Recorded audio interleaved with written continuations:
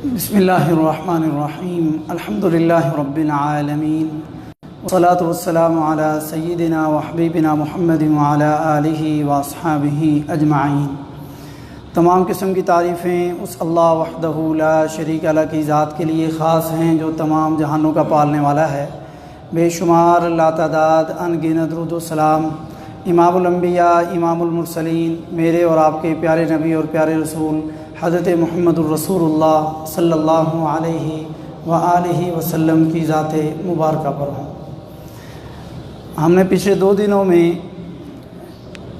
عمرے کا طریقہ، طواف کا الگ سے اور صفا مروہ کی صحیح کا الگ سے طریقہ اور اس میں جو غلطیاں تھیں اس پہ بات کی تھی، اور کل درس زیادہ لمبا نہ ہو، لیٹ نہ ہو، تو اس کے لیے ہم نے جو صفا مروہ کی دعا تھی اس کا ترجمہ اور اس کی تشریح اس کے اندر ہے کیا اس کو چھوڑا تھا، اس پہ آج بات کرتے ہیں جو کہ بڑی اہم ہے۔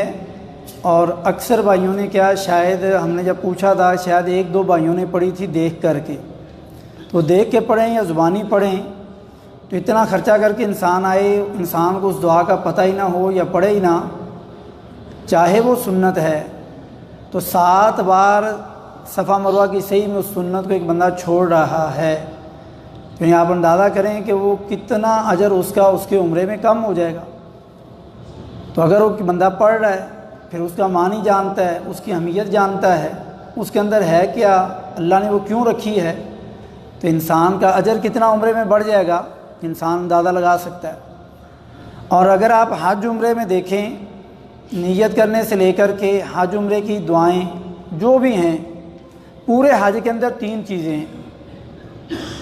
ایک ہے دعا کرنا، اور وہ لمبی لمبی حج میں دعائیں جو ہم کل سے یا پرسوں سے حج کا طریقہ شروع کریں گے تھوڑا تھوڑا کر کے، 2-3 دن میں مکمل کریں گے تاکہ سیکھیں اس کو اچھے سے، پھر ریپیٹ کریں گے، پھر آنے والے دنوں میں مختصر ریپیٹ کریں گے، تاکہ آپ نے جب پورا تفصیلی سنا ہوگا تو آپ پھر اس کو مختصر جب ہم بتائیں گے آخری دنوں میں 2-3 بار دہرائیں گے، آپ کو انشاءاللہ وہ یاد ہو جائے گا۔ اور یہ ریکارڈنگ میں بھی آپ کو فیس بک واٹس ایپ پہ بھی انشاءاللہ ملے گا، آپ کمرے میں ہیں کوئی بھائی مس ہوا ہے نہیں ہوا تو گروپ میں اس کا لنک بھیج دیں گے تاکہ وہ بھائی سن لیں، تو انشاءاللہ ایسے بھی سوشل میڈیا کا دور ہے، اس سے فائدہ ہوگا انشاءاللہ۔ عمرے کا تفصیلی طریقہ بھی گروپ میں نے لنک بھیج دیا تھا، اور کئی بھائیوں نے سنا ہوگا اور اس سے آپ کو فائدہ ہوا ہوگا۔ تو حج کے اندر بھی دعائیں ہیں لمبی لمبی۔ دوسرا حج کے اندر کثرت سے ذکر ہے، یہ زبان آپ کی ہلتی رہے، یہ خاموش نہ ہو، ذکر میں، باتوں میں نہیں، ذکر میں ہلتی رہے، یہ حج کے 6 دنوں کا یہ عمل ہے۔ تیسرا حج کے اندر جو چیز اللہ تعالیٰ کو مطلوب ہے اور عمرے کے اندر ہے وہ ہے توحید۔ لیکن افسوس آج بھی توحید سننا یا اس کو بیان کرنا، اگر میں یوں کہوں تو شاید غلط نہ ہوگا، یہ ایک جرم سمجھا جاتا ہے ہر معاشرے میں، ہر دور میں، اور یہ نبیوں کے ساتھ بھی یہی ہوا۔ اگر آپ تصور کریں، جیسا کہ کل ہم نے ذکر کیا تھا کہ صفا پہاڑی وہ پہاڑی ہے جہاں پر پہلی بار پیارے نبی صلی اللہ علیہ وسلم نے اس دین کی دعوت کا آغاز کیا۔ پہلے 3 سال آپ چھپ کے آہستہ آہستہ یعنی لوگوں کو دعوت دیتے رہے، الگ الگ کر کے کہ اللہ نے مجھے نبی بنایا، کلمہ پڑھ لو کامیاب ہو جاؤ گے۔ علل اعلان نہیں تھا، سب کو پتہ، اکٹھے کر کے نہیں تھا۔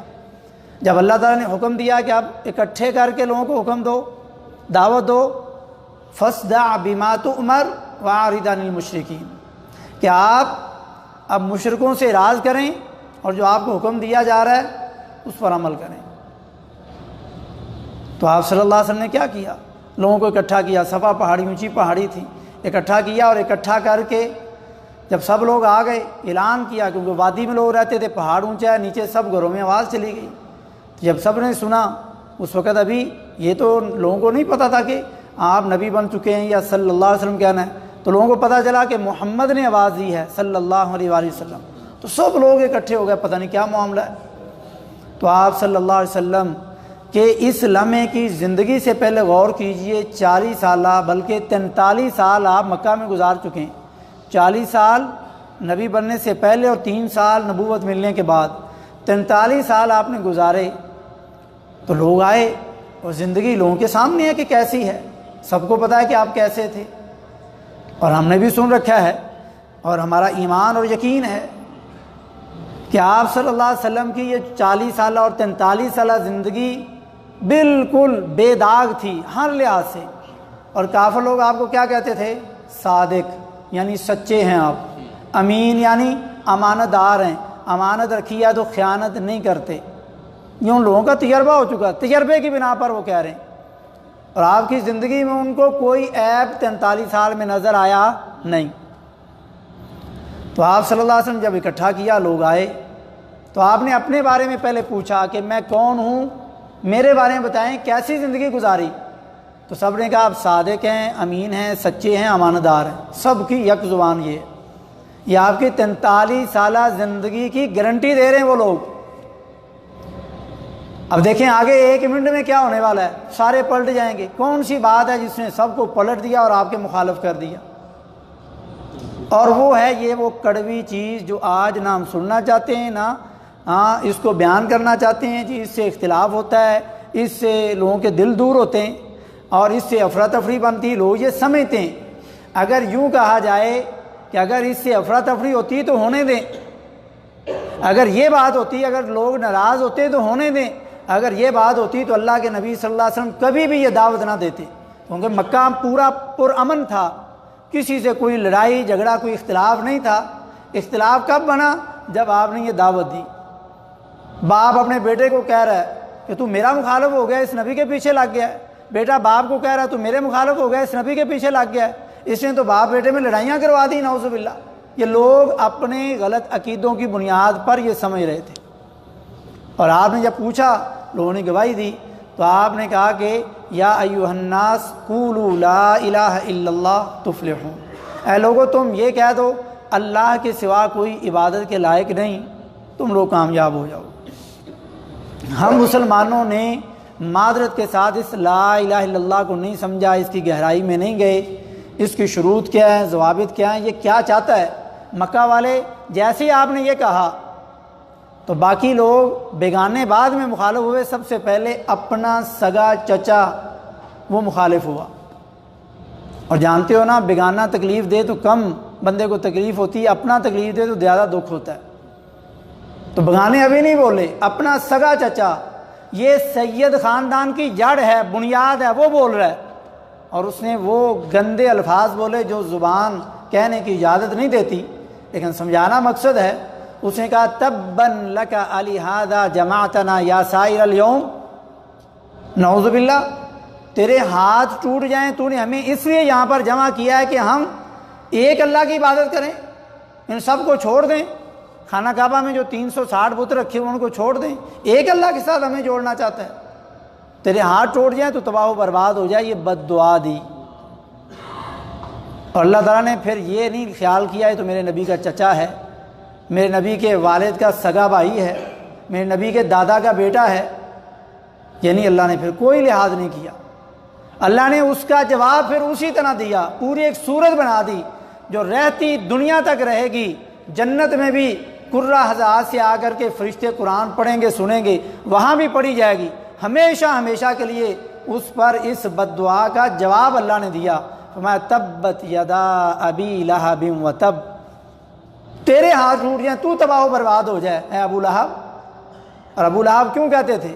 اس کے یہ جو گال ہیں سفیدی پر جب یہاں پہ سرخی ہو تو چمکتے ہیں، سرخ ہوتے ہیں، ایسے جیسے شعلہ چمکتا ہے کوئلہ جب آگ جلی جیسے وہ چمکتا ہے، ایسے گال چمکتے، اتنا خوبصورت. تو اللہ نے نہ خوبصورتی دیکھی، نہ رشتہ داری دیکھی، نہ نبی کے ساتھ اتنی قربت دیکھی، کچھ نہیں. جو میرے نبی کو برا کہہ رہا اس کا کوئی تعلق نہیں، نہ میرے ساتھ نہ میرے نبی کے ساتھ. یہ نبی کی شان پھر اللہ نے بیان کی. اس نے برے الفاظ کہے، لوگ مخالف ہوئے، یہ بھی مخالف ہوا. سب لوگ افراتفری مچ گئی کہ یہ کیا ہو گیا، ہم تو ان کو کیا سمجھ رہے تھے، یہ کیا نکلا، ہم تو شریف سمجھ رہے تھے، اس نے ہمیں لڑائی دیا، یہ تو ہمیں ایک اللہ کے ساتھ جوڑنا چاہتا ہے. لوگ خانہ کعبہ کا طواف کرتے تھے یعنی اللہ کی عبادت کرنے کے لیے، اور اسی کے اندر 360 بت رکھے ہوئے اندر باہر ان کی بھی عبادت کر رہے ہیں. یعنی اللہ کی بھی عبادت کر رہے ہیں، شیطان کی بھی عبادت کر رہے ہیں. آج ہمارے بھی بعض مسلمان اللہ کی بھی عبادت کرتے ہیں اور وہ بھی غیر اللہ کی عبادت کرتے ہیں. غیروں کے دروں پہ جا کر کے وہی چیز مانگتے ہیں جو اللہ سے مانگنی چاہیے. کہ اولاد مانگ رہا ہے کسی اور کے در پہ جا کے، جب کہ آج 3 سال شادی کو نہیں ہوئے، بھاگ رہے ہیں ڈاکٹروں کے پاس. ٹھیک ہے، چیک اپ کروائیں، پورا اپنا سیٹ اپ کریں، کوئی مسئلہ نہیں ہے تو دعائیں کریں، اگر کوئی آپ کی کوئی بیماری ہے اس کا علاج کروائیں، یہ دین نے حل بتایا ہے۔ لیکن بیماری بھی کوئی نہیں، اولاد بھی نہیں ہو رہی، کوئی مسئلہ بھی نہیں ہے، پھر دائیں بائیں دھکے کھا رہے ہیں، کوئی ادھر دھکے کھا رہا ہے، کوئی ادھر جا رہا ہے۔ دھر دھر کے دھکے جو بندہ کھانا شروع کر دیتا ہے اس کو ملتا کچھ نہیں اور ذلیل ہو جاتا ہے۔ توحید کے بادشاہ ابراہیم علیہ السلام کو اللہ تعالیٰ نے جن کی سنت پر عمل کرنے کے لیے آج اللہ کے مہمان جمع ہو رہے ہیں، حضرت ابراہیم علیہ السلام کم و بیش 80 سال کی عمر ہوگی، اللہ نے اولاد نہیں دی۔ کیا ان کو اولاد سے پیار نہیں ہے؟ وہ بھی مانگ رہے ہیں لیکن اللہ نے نہیں دی۔ وہ کسی جگہ پہ جا کر کے، فلسطین کا علاقہ، ملک شام کا علاقہ نبیوں کا علاقہ ہے، جہاں پر محشر کا میدان لگنا ہے، لوگوں کے اندر مشہور ہے میدان عرفات میں لگنا، یہ بات ٹھیک نہیں ہے۔ ملک شام میں لگنا ہے محشر کا میدان، حشر، تو اس جگہ نبیوں کی جگہ ہے، کئی نبیوں کی قبریں ہیں وہاں پہ۔ ابراہیم علیہ السلام کسی قبر پر جا کر کے کسی نبی کا وسیلہ دیا ہو کہ اللہ تو اسی کے صدقے دے دے، جیسے آج ہم مسلمان لگیں، یا ان سے مانگا ہو کہ اللہ سے سفارش کر کے مجھے بیٹا لے دیں، میں تو 80 سال ہو گیا اللہ سے مانگ رہا ہوں، دے ہی نہیں رہا، تمہاری زیادہ سنتا ہوگا، تم نے بڑا کام کیا۔ نوح علیہ السلام 950 سال توحید کی دعوت دی، لیکن چند لوگ توحید پر آئے، چلو انہی کا واسطہ وسیلہ دے دیتے، نہیں، صرف ایک اللہ سے مانگتے رہے، اور یہی ہمارے دین کا تقاضا ہے۔ ہم بھی پھر دائیں بائیں دھکے کھا رہے ہیں، ملتا کچھ نہیں۔ وہاں چھوڑیں، عمرہ کرنے کے لیے آئے ہوئے حاجی صاحبان عمرہ بھی کر رہے ہیں، حج بھی کر رہے ہیں، طواف بھی کر رہے ہیں، حرم سے باہر نکل کے بھی شرک کر رہے ہیں، اللہ کے ساتھ اپنے آپ کو نہیں جوڑتے۔ کیسے؟ دائیں بائیں کبوتروں کو دانہ ڈالتا ہے، آپ نے دیکھا ہوا ہوگا، اور حاجی صاحب چن رہے ہوں گے بیچ میں، جو آپ کسی حاجی صاحب کو کھڑا کر کے پوچھ رہے ہیں، حاجی صاحب ماں جی کیا کر رہے ہیں؟ اور جی نہیں جی ایسے ہی بیٹھا ہوں میں، کوئی نہیں۔ ایسا مجھے ہی بتا دیں، ماں جی مجھے ہی بتا دیں کیوں بیٹھے ہیں، کیا کر رہے ہیں آپ؟ نہیں بتائے گی۔ اگر یہ بات دین ہے تو کیوں چھپا رہے ہو؟ ہمیں بھی بتا دو، کیونکہ وہ دین نہیں ہے، وہ اپنے بتائے ہوئے طریقوں پر عمل کر رہے ہیں۔ جی یہ جن عورتوں کو اولاد نہیں ہوتی، یہ جو چن رہے ہیں، مکہ کے کبوتروں نے جہاں پر وٹھ پیشاب پخانہ کیا تھا اس جگہ کے ساتھ یہ جو لگ گئے، اب وہ کھائے گی تو اولاد ہو جائے گی، نعوذ باللہ۔ اتنا گندا عقیدہ تو مشرکین مکہ کا بھی نہیں تھا، وہ بھی بڑی پریشانی آتی تھی، صرف ایک اللہ کو پکارتے تھے، چھوٹی چھوٹی پریشانیوں کی انہوں نے بت رکھے تھے۔ لیکن آج کا مسلمان کلمہ بھی پڑھتا ہے، طواف بھی کرتا ہے، حج بھی کرتا ہے، لبیک اللہم لبیک بھی کہتا ہے، جو آگے حج میں بات آئے گی، لیکن پھر بھی شرک کرنا نہیں چھوڑتا اللہ کے ساتھ، پھر بھی اوروں پہ دروں کو اور اوروں کے ساتھ اپنے آپ کو جوڑا ہوا ہے۔ یعنی اسی کبوتروں والی وٹھوں والی جگہ پر روٹی پھینک دے، رگڑ کے حاجی صاحب کو دیں، حاجی صاحب کھا لیں، وہ کہے گا تو مجھے ایسا سمجھا ہوا ہے، میں پھنے کھاؤں، چودھری ہوں، میرے پاس بڑا پیسہ ہے، یہ گری ہوئی روٹی نہیں میں کھا سکتا، لیکن دانے کھائے گا کیونکہ اولاد چاہیے۔ اور اللہ نے کیا کہا ہے سورہ شورا کی 49 اور 50 نمبر آیت میں، یہب لمن یشاء اناثا، اللہ جسے چاہے صرف بیٹیاں دیتا ہے، بیٹے نہیں دیتا۔ وَیَہَبُ لِمَن یَشَاءُ الذُّکُورَ، اور جسے چاہے صرف بیٹے دیتا ہے، اس کو بیٹیاں نہیں دیتا۔ پہلے کیا کہا؟ جس کو چاہے صرف بیٹیاں دیتا ہے، بیٹے نہیں دیتا، اور جس کو چاہے صرف بیٹے دیتا ہے، بیٹیاں نہیں دیتا۔ اَوْ يُزَوِّجُهُمْ ذُكْرَانًا وَإِنَاثًا، اور جسے چاہے بیٹے بیٹیاں دونوں دے دیتا ہے۔ اور يُزَوِّجُهُمْ ذُكْرَانًا وَإِنَاثًا وَيَجْعَلُ مَن يَشَاءُ عَقِيمًا، اور جسے چاہے بانجھ کر دیتا ہے، اس کے بدن سے اولاد پیدا ہو ہی نہیں سکتی۔ لیکن ہم کیا کہہ رہے ہیں؟ پچھلے سالوں میں کیا صاحب اسلام آباد کے تھے، وہ کہتے ہیں یہ صحیح بات ہے، میں نے اپنی آنکھوں سے دیکھا اسلام آباد میں کوئی قبر ہے جس کو ہمارے ہاں دربار کہتے ہیں۔ یہ دربار کہنا صحیح نہیں ہوتا قبروں کو، لیکن وہ دربار بنا دیا جاتا ہے پکی قبر کر کے، جب گنبد بنا دیا۔ اللہ کے نبی صلی اللہ علیہ وسلم صحیح مسلم کی 969 970 نمبر حدیث پڑھ کے دیکھیں، آپ کے رونگٹے کھڑے ہو جائیں گے۔ آپ نے قبروں کو پکا کرنا، وہاں کچھ لکھنا، وہاں مجاور بن کے بیٹھنا حرام کر کے گئے، منع کر کے گئے۔ دیکھیں ہم بیٹھے ہیں، کہتے ہیں یہ قصہ مختصر، حاجی وہاں لوگ لائن لگا کے کھڑے ہوتے ہیں جولی کر کے، وہاں کوئی درخت ہے، بیری ہے، شاید اس کا پتا اگر آپ کی گود میں گر گیا تو آپ کی گود ہری ہوگی، بیٹا ہوگا، اولاد ہوگی، اگر نہیں گرا تو نہیں ہوگی۔ یہ کون کر رہے ہیں؟ مسلمان۔ کون کر رہے ہیں؟ کلمہ پڑھنے والے۔ کون کر رہے ہیں؟ اس نبی کا کلمہ پڑھنے والے لوگ یہ کر رہے ہیں۔ اور اللہ تعالیٰ نے اس کا کہا کہ جب تک جس قوم کے اندر، جس معاشرے کے اندر شرک ختم نہیں ہوگا، امن نہیں آ سکتا۔ 100 کمیٹیاں بنا لیں، جو مرضی کر لیں، جتنی مرضی فوج تیار کر لیں، امن نہیں ہو سکتا۔ یہ اللہ نے سورہ انعام کی 82 نمبر آیت میں ذکر کیا، اس پہ انشاءاللہ پھر کبھی بات کریں گے۔ تو اللہ کے نبی صلی اللہ علیہ وسلم نے جب یہ دعوت دی، یہ توحید والی، لوگوں کو ہضم نہیں ہوئی، اور وہ دعوت کیا ہے؟ 3 بار اللہ اکبر، جو ہم نے دعا پڑھنی اس کے اندر بھی یہی ہے۔ اللہ اس حاجی سے احرام پہنا ہوا ہے، یہ کفن کی طرح کے 2 کپڑے پہنے ہوئے ہیں، اللہ تعالیٰ اس سے بار بار کہلوانا چاہ رہا ہے کہ حاجی بول کے کہہ دے کہ میں اکیلا ہوں، کوئی اور نہیں ہے۔ یہ اپنے دل سے بھی، دماغ سے بھی، تیرے دل کے کسی کونے میں بھی شیطان نے شرک چھپا کے رکھا ہوا وہ نکال دے، توبہ کر لے، میں تجھے معاف کرنے کے لیے تیار بیٹھا ہوں۔ لیکن اگر تو زبان سے کہے تجھے پتہ ہی نہیں یا تو پڑھے ہی نہ، تو پھر تیرے عمرے کا تجھے تو مقصد تو پتہ ہی نہیں چلا۔ فرمایا 3 بار اللہ اکبر کہنا ہے، اللہ اکبر، یہاں تو اٹھا رہا ہے، اللہ سے کہہ رہا ہے اللہ تو بہت بڑا ہے، سب سے بڑا ہے، تو جو دینا ہے تو نے دینا ہے، جس چیز کو تو منع کر دے دنیا کی کوئی طاقت دے نہیں سکتی، یہ اعلان کر رہا ہے۔ لیکن اللہ اکبر کا معنی ہی نہیں سمجھ رہا تو اعلان کیسے کرے گا؟ پھر لا الہ الا اللہ وحدہ، یہ کہتا ہے اللہ تیرے سوا کوئی عبادت کے لائق نہیں، کوئی معبود برحق نہیں۔ عبادت صرف رکوع سجدہ نہیں ہے، دعا بھی عبادت ہے، بلکہ حدیث میں آتا ہے دعا هو العبادت، دعا ہی عبادت ہے، یعنی دعا مکمل عبادت ہے۔ جس طرح آپ رکوع سجدہ کسی اور کے لیے کریں گے تو یہ شرک ہے۔ آج تو لوگ کر رہے ہیں، کہتے ہیں یہ تعظیمی سجدہ ہے، ان بزرگوں نے بڑی محنتیں کی ہیں۔ میرے بھائیوں، بزرگوں نے جو محنتیں کی اللہ نے ان کو پھل ایسا دے دیا ہے، آپ کی اس وقت تک تشہد ہی مکمل نہیں ہوتا جب تک آپ ولیوں پر سلام نہ بھیجیں۔ اللہ نے اپنے ولیوں کو یہ مقام دیا ہے۔ آپ اتحیات میں کیا پڑھتے ہیں؟ السلام علیکم ایھا النبی ورحمۃ اللہ وبرکاتہ، آگے کیا پڑھتے ہیں؟ السلام علینا وعلی عباد اللہ الصالحین۔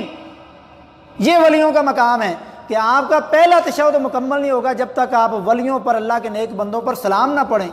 لوگ کہتے ہیں یہ ولیوں کے گستاخ ہیں اس لیے ان کو زیادہ تکلیف ہوتی، تکلیف نہیں ہوتی، آپ ان ولیوں کو رب کے برابر کھڑا کر رہے ہیں، یہ تکلیف ہے کہ آپ جہنم میں جا رہے ہیں یہ کر کے۔ ولیوں کا مقام اللہ نے یہ بیان کر دیا، لیکن ان سے مانگنے کا نہیں دین نے بتایا، مانگنا اللہ سے۔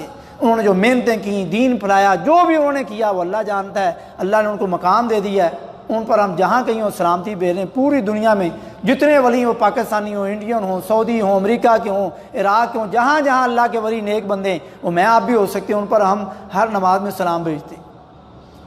تو وہاں پر کوئی اولاد مانگ رہا ہے ان سے، کوئی رزق مانگ رہا ہے، کوئی پریشانیاں دور ہونے کا یقین رکھتا ہے، کہ ان پر امیدیں لگائے بیٹھا ہے، یہ پریشانی سے نکال سکتا ہے، نہیں، یہ آپ کی دعا ہے، یہ مکمل عبادت ہے، یہ صرف ایک اللہ سے کرنی، ان سے نہیں۔ ان سے واضح مانگ رہے ہیں ڈائریکٹ تو یہ شرک ہے، ان کے وسیلے سے مانگ رہے ہیں تو یہ بدعت ہے۔ اور یہ بھی پورا ایک درس ہے کہ کون سے وسیلے جائز ہیں اور کون سے ناجائز ہیں۔ تو لا الہ الا اللہ جب کہہ دیا، مکہ والے سمجھ گئے تھے کہ نبی ہمیں لے کے جانا کدھر چاہ رہا ہے۔ عربی لوگ تھے، جانتے تھے کہ لا کی یہ جو تلوار چلی ہے نا، یہ اب ہمیں چھوڑے گی نہیں، یہ ہمیں کسی اور کے در کا نہیں رہنے دے گی، یہ ہمیں ایک در پہ لے کے جانا چاہتا ہے جو ان کو ہضم نہیں ہوا۔ آج ہمیں بھی ہضم نہیں ہوتا کہ ہمیں بزرگوں سے، ولیوں سے، پیروں سے، قبر والوں سے، درباروں والوں سے دور کرنا چاہ رہے ہیں، ان کی کوئی اور چال ہے۔ ہمارے یہاں بھی لوگ کہتے ہیں، مکہ والوں نے بھی کہا تھا اس نبی کو کوئی اور چال ہے، یہ کیوں ہمیں 360 بتوں سے دور کر رہا ہے؟ جبکہ آپ نے ان سے کوئی دولت نہیں مانگی، عزت نہیں مانگی، آپ نے ان سے کوئی بیٹی نہیں مانگی، بلکہ یہ ساری چیزیں خود پیش کر رہے تھے کہ آپ یہ ساری چیزیں لے لیں مگر یہ لا الہ اللہ کی بات چھوڑ دیں، ایک اللہ والی بات چھوڑ دیں۔ تو لا کی تلوار چلی، اس نے تمام لا الہ، کوئی الہ نہیں، جتنے الہ تھے سب کو ختم کر دیا، قتل کر دیا۔ آگے اللہ نے آ کے قلعہ لگایا کہ نہیں، یہ جو قلعہ لگ گیا ہے اس کے بعد جو نام ہے صرف وہ ایک الہ باقی رہنے دے، باقی سب ختم ہو گئے۔ جس کو سچا لوگ مانتے ہیں، جس کو جھوٹا مانتے ہیں، جن جن کو الہ مانتے ہیں، سب ختم ہو گئے۔ اللہ نے کہا میرے بعد جو نام آ رہا ہے وہ ہے اللہ، لا الہ الا اللہ۔ یہ اللہ جو ہے یہ باقی ہے، اس کے علاوہ کوئی باقی نہیں بچا۔ اس کو باقی رکھنا ہے، اس پر جانا ہے، اسی سے مانگنا ہے، اسی کے سامنے جا کے اپنی ہر حاجت، ہر مصیبت، ہر تمنا، ہر کچھ اس کے سامنے رکھنا اور کسی کے سامنے نہیں۔ اور یہ آپ تلبیہ میں کہہ رہے ہیں، یہ آپ کلمے میں کہتے ہیں، یہ آپ میدان عرفات میں جو دعا ادھر آپ نے کہنا ہے، پورے حج میں یہی دعائیں آنی بار بار۔ اور حاجی سمجھ لے اگر تو وہ اللہ کے ساتھ اوروں سے بھی یہی امید رکھتا ہے تو اس کا پھر عقیدہ ٹھیک نہیں، عقیدہ ٹھیک نہیں ہے۔ عقیدہ کہتے ہیں بنیاد کو، اساس کو، یہ ستون بنے، دیواریں بنی، اگر کمزور ہوں، آپ اس بلڈنگ کے اوپر 10 منزلیں بنائیں، یہ مسجد اس لیے نہیں بنی، یہ 10 منزلوں کا وزن نہیں برداشت کر سکے گی، 2-3 بنائیں گے دیواریں پھٹ جائیں گی، بنیادیں خراب ہو جائیں گی۔ لیکن اگر آپ نے پورا اسکیچ بنا کے پورا نقشہ بنا کے اگر بلڈنگ بنا رہے ہیں 100 منزلہ بنا لیں، حرم کے پاس بنی کچھ دیواروں کو نہیں ہو رہا، کیوں؟ کیونکہ اس کی بنیاد مضبوط ہے۔ آپ اپنی بنیاد مضبوط کر لیں، اس بنیاد کے اوپر نماز رکھیں، حج رکھیں، عمرہ رکھیں، جو بھی رکھنا رکھتے جائیں، اب آپ کی بنیاد کو کچھ نہیں ہوگا۔ اگر آپ کا عقیدہ ٹھیک نہیں، بنیاد ٹھیک نہیں، غیر اللہ سے جڑے ہوئے ہیں، جو مرضی کرتے جائیں، وہ کبھی ادھر سے گر جائے گا، کبھی ادھر سے گر جائے گا، کبھی ادھر سے گر جائے گا، ضائع ہوتا جائے گا، اور آپ نیکیاں کیے جا رہے ہیں، آپ کو پتہ ہی نہیں کہ نامہ مال میں ہے ہی کچھ نہیں۔ لا الہ الا اللہ، نہ کوئی اولاد دے سکتا ہے، نہ کوئی بچے دے سکتا ہے، نہ پریشانیاں دور کر سکتا ہے، نہ آپ کی بگڑی بگاڑ سکتا ہے، نہ کسی سے مانگ سکتے ہیں، نہ کسی سے فریاد کر سکتے ہیں، نہ کسی کو پکار سکتے ہیں۔ آج لوگ پکار رہے ہیں، صرف یا اللہ کہنا چاہیے۔ لوگ کس کس کے ساتھ یا لگا کے ان کو کوئی لبیک کہہ رہا ہے، کہ ان کو مانگ رہا ہے، کہ ان کے در پہ جا رہا ہے، کہ ان کی امیدیں رکھ رہا ہے۔ تو یہ ساری چیزیں لا الہ الا اللہ کے خلاف ہیں۔ وحدہ، بات پوری ہو چکی تھی، اللہ نے کہا نہیں ان سے کہلاؤ، وحدہ وہ اکیلا ہے۔ یہاں بات لا الہ، سارے الہ ختم ہونے کے بعد صرف ایک اللہ کا نام باقی بچا، اس کے بعد بات پوری ہو گئی، کوئی شک نہیں رہا تھا۔ اللہ نے پھر کہا نہیں ان سے کہلاؤ، وحدہ وہ اکیلا ہے، کوئی دوسرا نہیں ہے۔ پھر تیسری تاکید کروائی، لا شریک لہ، اس کا کوئی شریک نہیں، اس جیسا کوئی نہیں۔ جب اس جیسا کوئی نہیں، پھر کیوں اوروں کے دروں پر جا کر کے وہ چیزیں مانگ رہے ہو؟ کیوں ان پر یقین رکھے ہوئے ہو؟ لہ الملک، تمام قسم کی بادشاہت صرف اسی کے پاس ہے۔ اولاد دینے کی بادشاہت، پریشانیاں دور کرنے کی بادشاہت، مصیبتوں میں ڈالنے کی اور مصیبتوں سے نکالنے کی بادشاہت اسی کے پاس ہے۔ شفا دینے کی اور شفا سے مرض میں مبتلا کرنے کی بادشاہت اسی کے پاس ہے۔ شفا نہیں ہو رہی تو پھر در در پہ دھکے کھا رہے ہیں۔ ایوب علیہ السلام کو اللہ نے بیماری میں مبتلا کیا، کتنے سال تک رہے، بیویاں چھوڑ گئیں، کس کے در پہ گئے، کس کو پکارا، کس کا وسیلہ دیا؟ صرف ایک اللہ کا۔ اور اللہ نے پھر پاک کیسے کیا؟ قرآن نے منظر کھینچا، پانی پیو تو اندر سے پاک اور نہاؤ تو باہر سے پاک۔ ہم بھی یقین کر لیں، ہمارا تو زمزم پہ یقین نہیں، جس نبی نے کہا ہے ماء زمزم لما شرب لہ، جس مقصد کے لیے پیو اسی کے لیے۔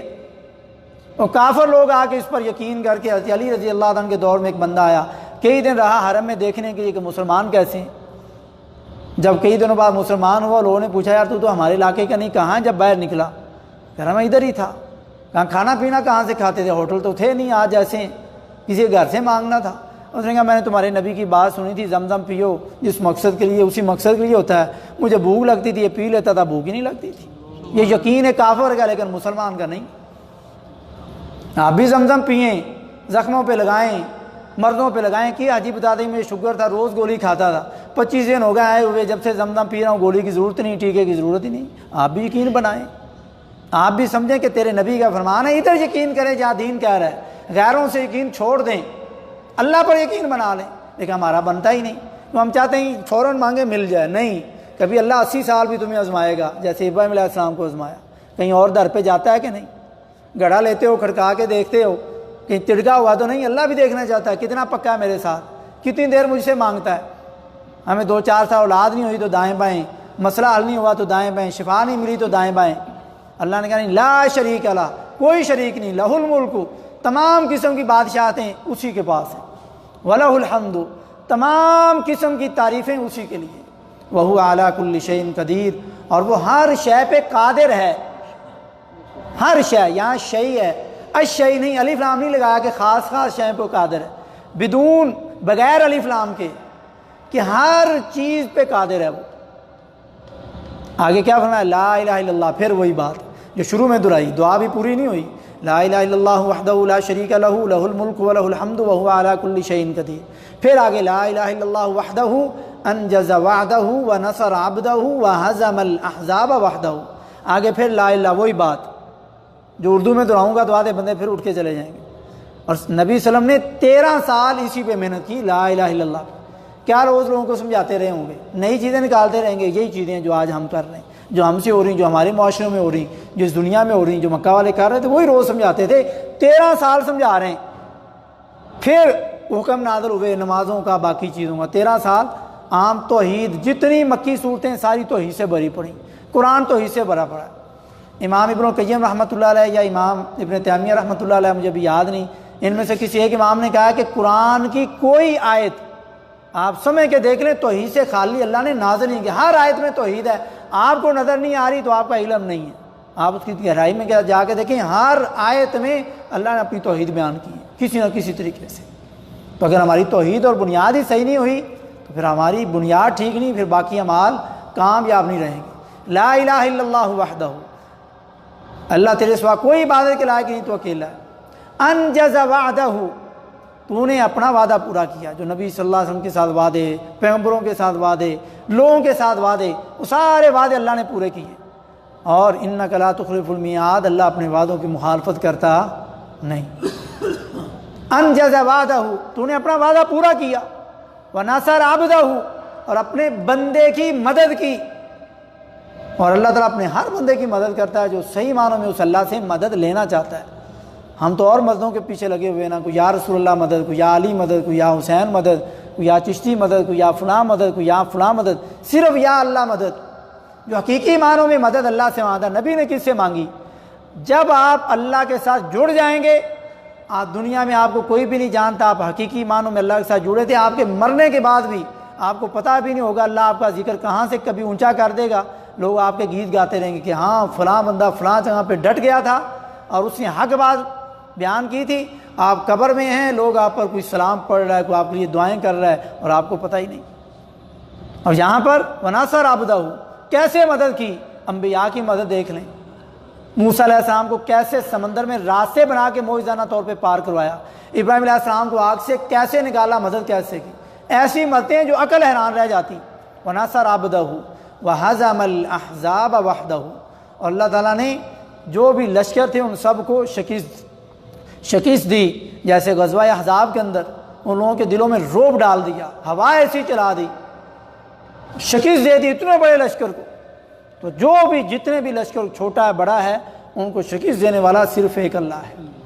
تو میرے بھائیو، یہ اس دعا پہ غور کر لیں، اس کے معنی پہ غور کر لیں، اس کی تفسیر پہ غور کر لیں، اس کے مخالف جو کام ہم کر رہے ہیں ان سے غور کر لیں، ان ساری چیزوں سے ہٹ کر کے صرف ایک اللہ کے ساتھ اپنی لو لگا لیں۔ اور یہ پورے حج میں کئی طریقے سے اللہ تعالیٰ نے اس توحید کو بار بار بیان کیا۔ اب ہم تو مسلمان ہو چکے ہیں، ہم تو اس نبی کے امتی ہیں، سب سے افضل نبی کے امتی ہیں، اللہ نے پھر یہ دعائیں ہمارے لیے کیوں رکھی؟ اللہ کو یہ تو پتا تھا نا کہ میرے نبی کے امتی یہ تو شرک نہیں کریں گے، تو پھر کیوں دعائیں رکھی ہیں؟ اس لیے کیونکہ شرک موجود ہے اور لوگ کر رہے ہیں، اللہ کو پتا تھا کہ ہونا ہے یہ، اللہ نے اسی رکھی تھی تاکہ لوگ اس دین کو سمجھیں۔ ہم 15 لاکھ روپیہ لگا کے آتے ہیں، لیکن اصل جو حج کا مغز ہے، جو خلاصہ ہے، وہ سمجھنا نہیں چاہتے۔ اللہ کی پورے حج میں وحدانیت ہے، صرف ایک اللہ کا نعرہ پکارنا، وہ ہمیشہ ساری زندگی رہے، سب سے تعلق ٹوٹ جائے۔ لوگ تو مدینہ بھی جاتے ہیں تو نبی صلی اللہ علیہ وسلم کی قبر پر اسی طرح جا کر کے کرتے ہیں اکثر۔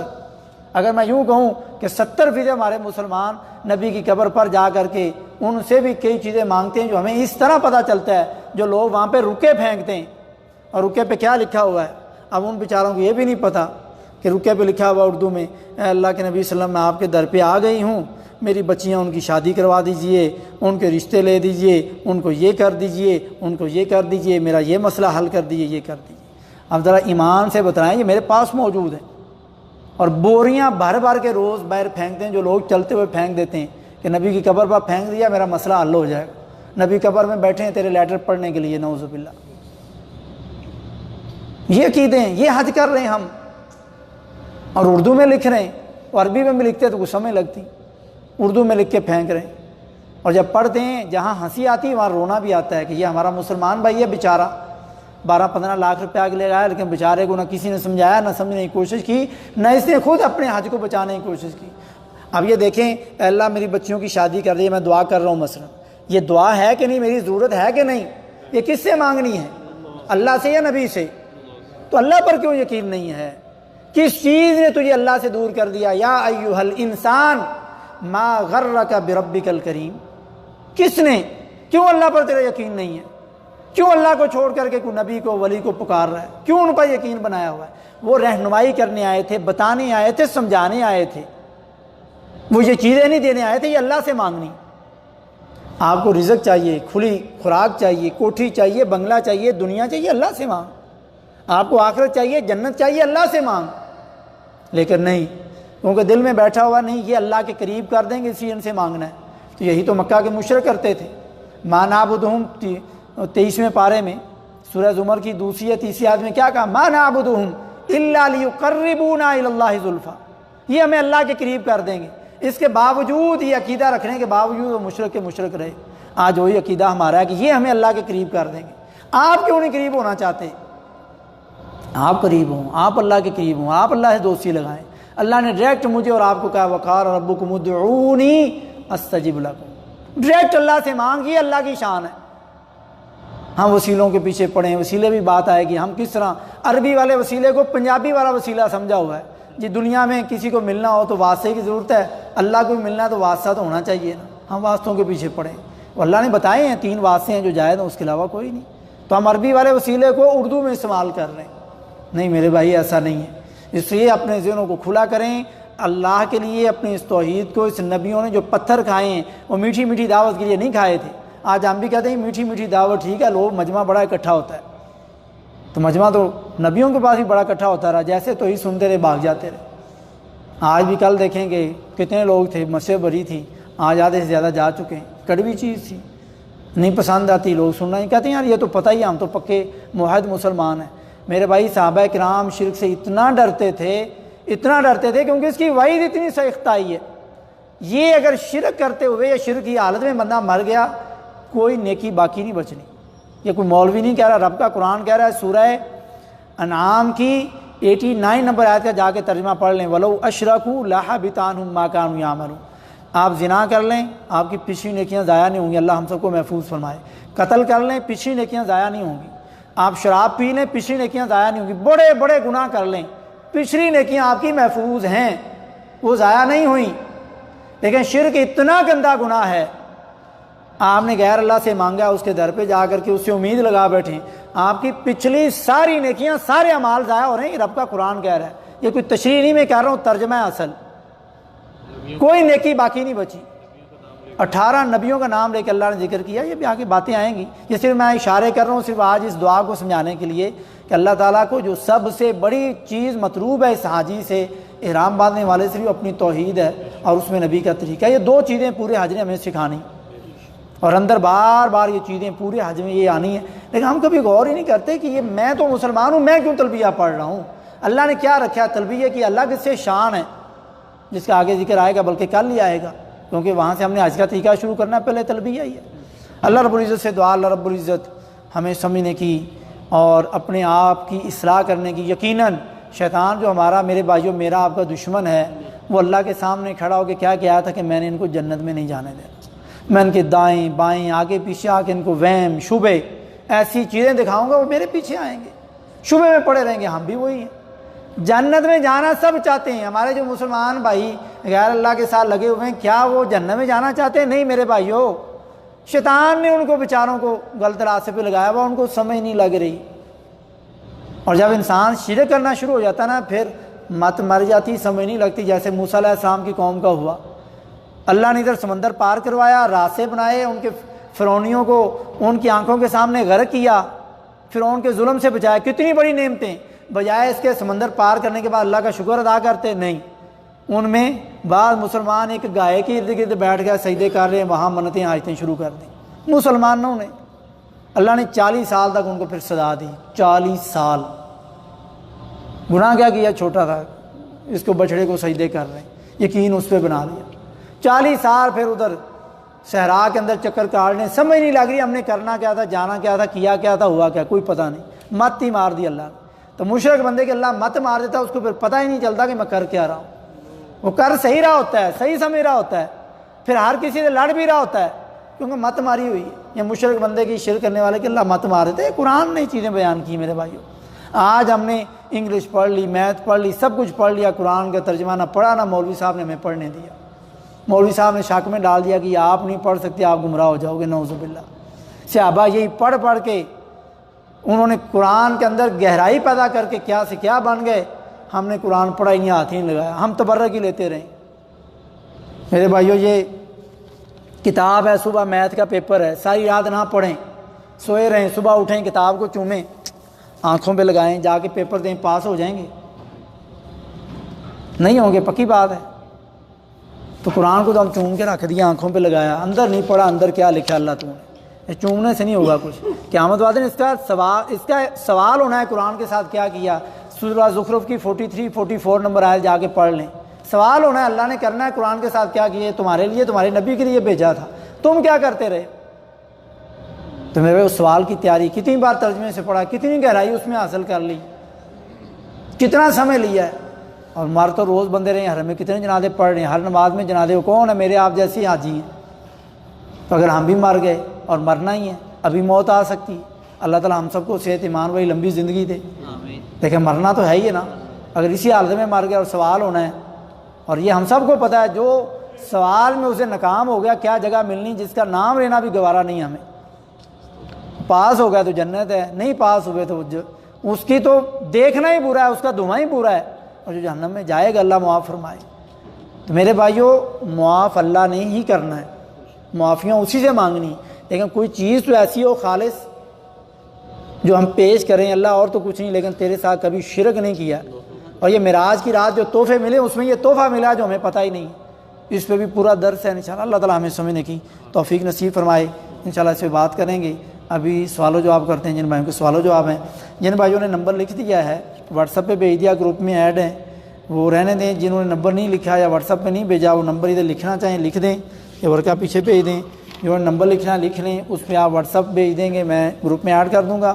چیزیں گائے بگائے آپ سوال بھیجتے ہیں دن میں, اس میں بھیجتے رہتے ہیں. جنہوں نے لکھ لیا وہ رہنے دیں, باقی لکھ لیں 00966 55 97 57 658.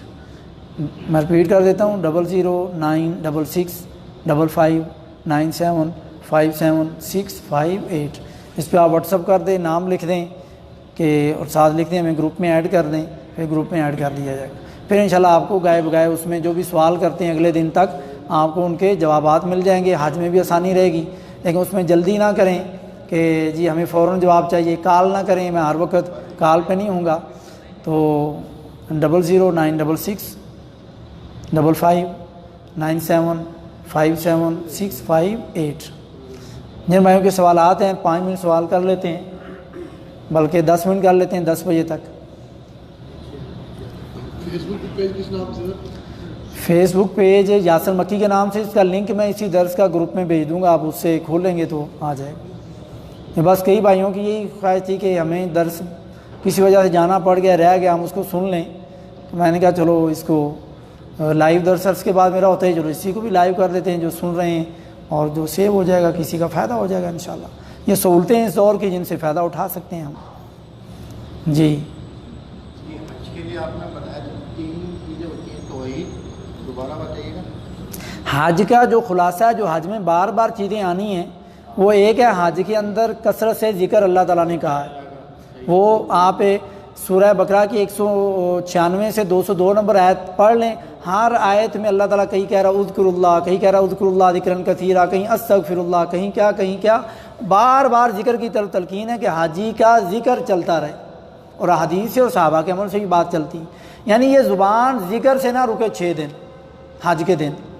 دوسرا یہ ہے کہ کثرت سے دعائیں لمبی لمبی, اور وہ دعائیں لمبی لمبی میدان عرفات میں دیکھ لیں, زور سے مغرب تک 6 گھنٹے بنتے ہیں جو اللہ کے نبی صلی اللہ علیہ وسلم نے دعا فرمائی. اتنی لمبی دعا ہے, اور ہمارے حاجی کرتے ہی نہیں. اس پہ آگے بات آئے گی. حاجی کوئی سو رہا ہے, کوئی کھانے کے پیچھے بھاگ رہا ہے, کوئی کیا کر رہا ہے, کوئی کیا کر رہا ہے, اپنی کوئی درس دے رہا ہے. ادھر حج میں کوئی درس نہیں ہے, اس دن کوئی درس دے رہا ہے جی لوگوں کا فائدہ ہو جائے, یہ خلاف سنت عمل ہے.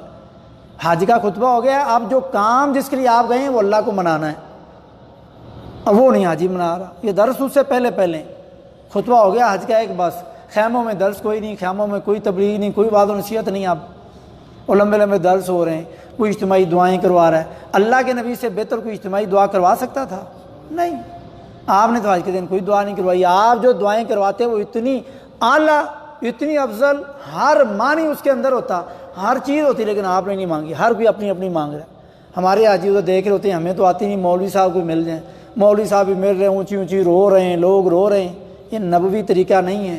دیکھنے میں اچھا لگ رہا ہے کہ ہم سب مل کے رو رہے ہیں, اللہ کو یہ پسند نہیں ہے, کیونکہ یہ نبی کا طریقہ نہیں ہے. اکیلے روئیں, گڑ گڑائیں, مجھے پتہ ہے میں نے کیا گناہ کیے, کیسے اللہ کو منانا ہے, اپنے الفاظ میں اپنے طریقے سے منائیں.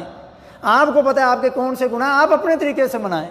میں دعا کروں گا، کوئی مولوی دعا کرے گا تو ایک طریقے سے ہی کرے گا نا، جو وہ مانگ رہا ہے ادھر ہی آمین کہنی۔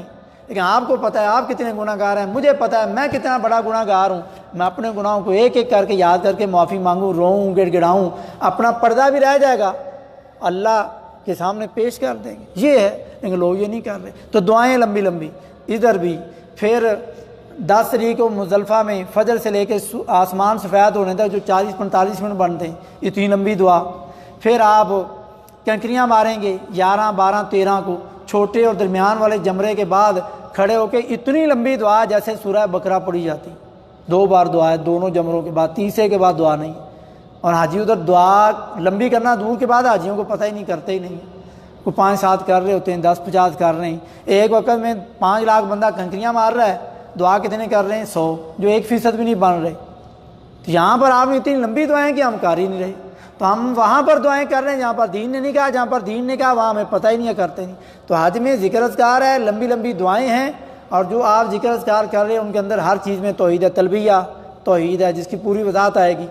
پھر آپ نے میدان عرفات میں دعا ہے، اس کے اندر توحید ہے، کنکریاں مار رہے ہیں، اللہ اکبر اللہ اکبر، اس میں توحید، اللہ کا ذکر بلند کر رہے ہیں، صفا مروہ کی صحیح کر رہے ہیں، وہاں اللہ کا ذکر ہے، طواف کر رہے ہیں، اللہ اکبر اللہ کا ذکر ہے، بسم اللہ اللہ اکبر اللہ کا ذکر، پوری حج میں عمرے میں اللہ اللہ ہو رہی ہے کہ صرف ایک اللہ کے ساتھ جڑ جاؤ۔ یہ درس ہے، یہ پیغام ہے، یہ ٹریننگ ہے ہماری حج عمرے میں کہ اللہ کے ساتھ ایسے جڑنا ہے۔ اگر حج عمرے کے بعد بھی ہم اللہ سے صحیح معنوں میں نہیں جڑے، اوروں کے ساتھ بھی جڑے رکھیں، اللہ کو بھی خوش کر لیا، شیطان کو بھی، پھر گڑبڑ ہے، پھر ہمارے ساتھ دھوکہ ہو رہا ہے اور ہم اپنے آپ کے ساتھ کر رہے ہیں۔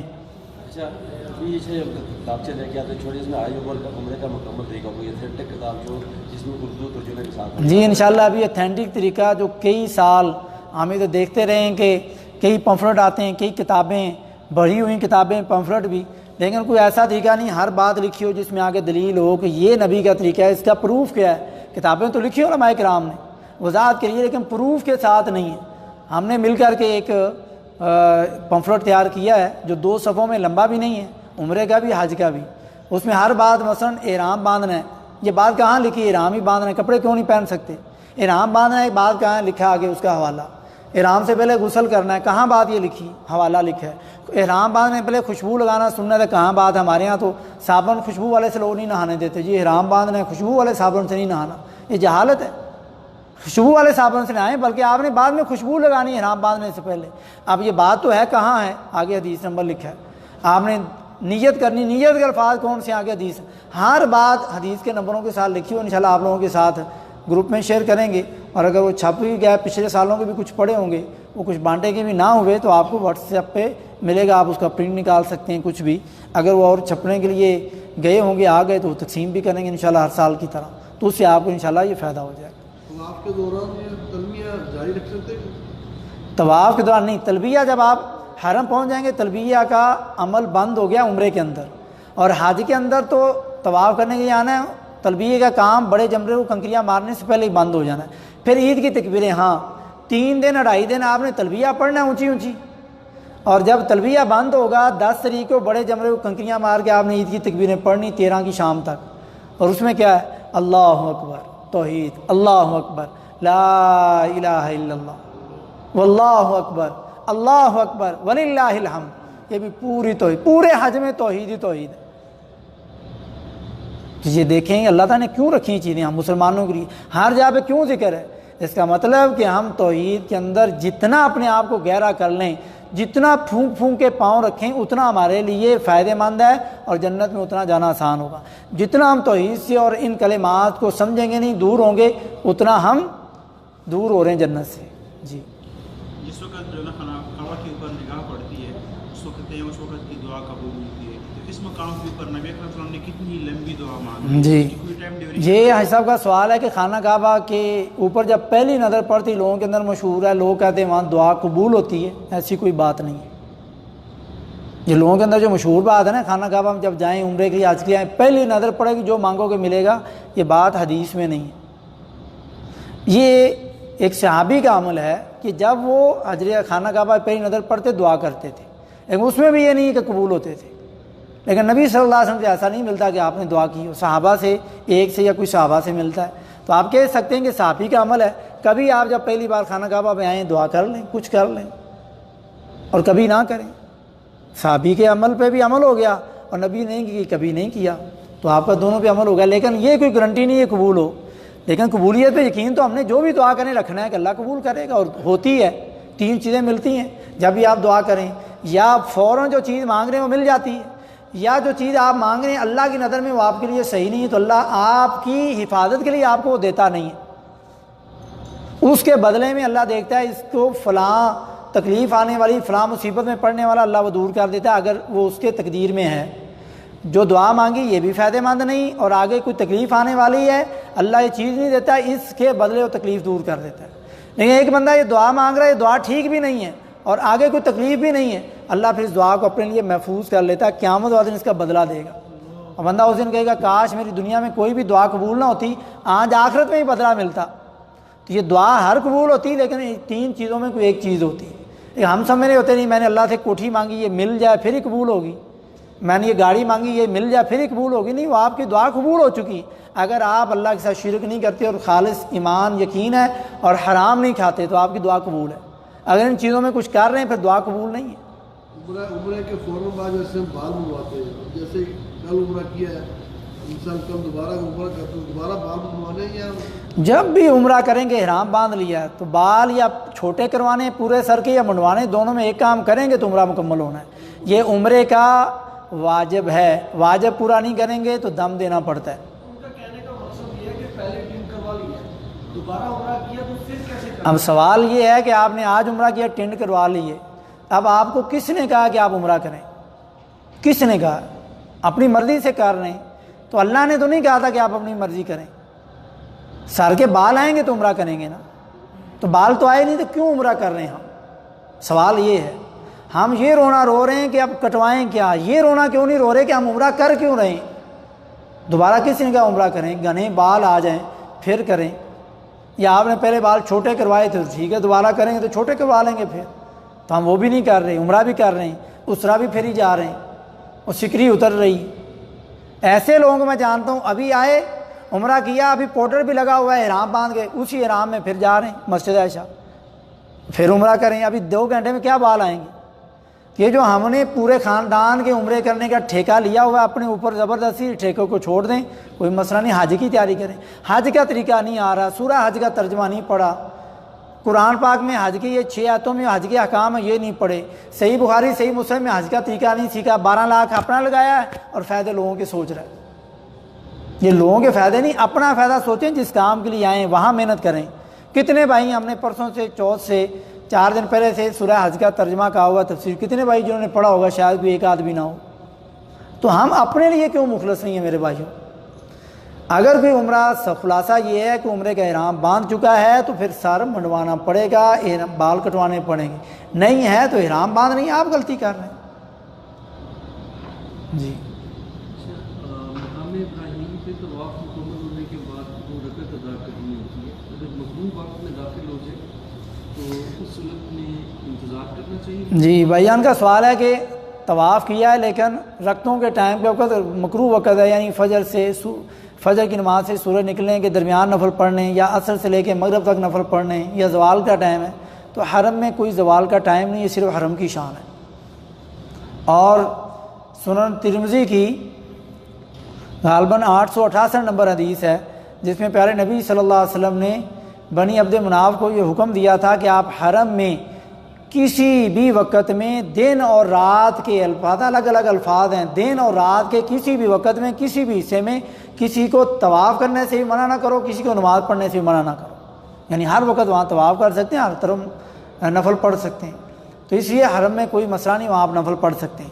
دوسری بات یہ ہے کہ اگر یہ سختی ہوتی فجر اور عصر بعد حرم میں بھی نہ پڑھ سکتے، آپ نے طواف کر لیا عصر کے ٹائم، جماعت کھڑی ہو گئی، اب آپ نے جانا تھا، آپ کی فلائٹ ہے عشاء کے ٹائم، آپ نے نکلنا تھا، طواف نفل کہاں پڑھتے؟ مسئلہ بننا تھا نا. تو یہ دین نے وہ پہلے چیزیں کلیئر کر دیں. ہمیں اس لیے پتہ نہیں ہوتا اور ہم اس لیے پریشانی پڑے رہتے ہیں، یا میں بیٹھا رہوں عصر تک نکلنا تھا، یا پریشان ہے، نماز ہو گئی اور حرم میں نماز بھی انہوں نے ہمارے ٹائم سے پہلے گھنٹہ پہلے کروا لیا، عصر سے مغرب تک ٹائم بھی زیادہ انتظار کر رہا ہوں، اب مغرب کے بعد پڑھوں گا. یا آپ نے اپنی لا علمی کی وجہ سے اپنے آپ کو پریشانی میں ڈالا ہوا، دین نے پریشان نہیں کیا تھا. تو جب علم حاصل کر لیں گے پتہ چل جائے گا، پریشانی حل ہو گئی.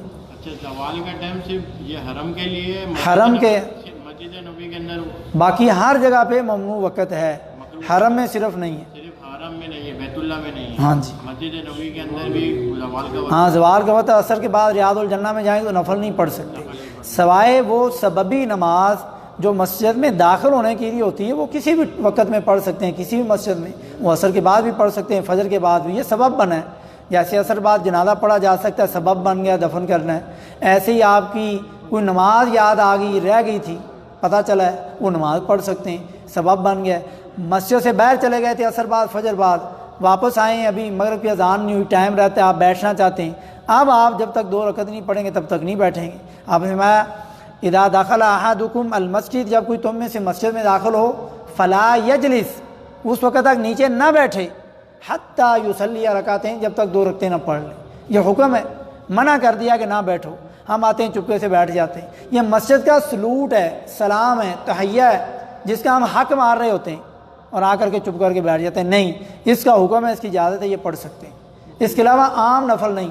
مثلا آپ عصر کے بعد بیٹھے ہیں مسجد میں، درس ختم ہوا، آپ کہیں میں نفل پڑھ لوں، نہیں پڑھ سکتے کیونکہ مکروہ وقت ہے. لیکن آپ باہر سے مسجد میں آئیں، ابھی آپ نے بیٹھنا ہے، تو ابھی آپ کے لیے یہ ہے کہ ابھی آپ چاہے مکروہ وقت ہے چاہے منع کا وقت ہے، یہ سببی نماز یہ پڑھ سکتے. جی ٹھیک ہے جی. سبحانک اللہم ربنا و بحمدک، نشہد ان لا الہ الا انت، نستغفرک و نتوب الیک، وصلی اللہ تعالی علی خیر خلقہ محمد وعلی آلہ واصحابہ اجمعین. جی چھپوانے کا ابھی کچھ نہیں کہہ سکتے، لیکن آپ کو گروپ کے اندر PDF 1-2 دن میں انشاءاللہ مل جائے گا.